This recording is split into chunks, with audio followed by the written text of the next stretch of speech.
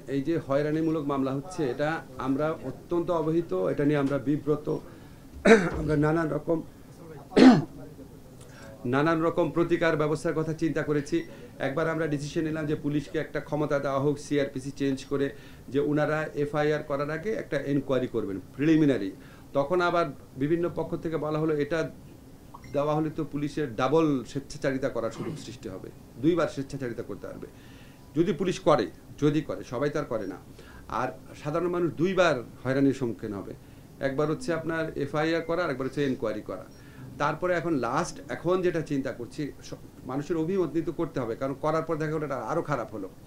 এখন যেটা চিন্তা করছি চিন্তা আকারে, সেটা হচ্ছে এসপি সাহেব, জেলা প্রশাসক সাহেব, জেলা লিগ্যাল এইড কর্মকর্তা, ওনাদের নিয়ে জেলা পর্যায়ে কোনো কমিটি করা যায় কিনা এবং এই ধরনের একটা ফ্রেমওয়ার্ক তৈরি করা যায় কিনা, যে মামলার একটা এফআইআর করার আগে এই কমিটিটা স্ক্রিনিং করে দিবে। এটা জাস্ট চিন্তা করছি আমি, জাস্ট আইন বিশেষজ্ঞ দু একজনের সাথে কথা বলেছি, আমাদের বিচার বিভাগের সংস্কার কমিশনের কাছে রিকোয়েস্ট করেছি, ওনারা এটা ওনাদের কোনো প্রপোজাল থাকলে দেখ।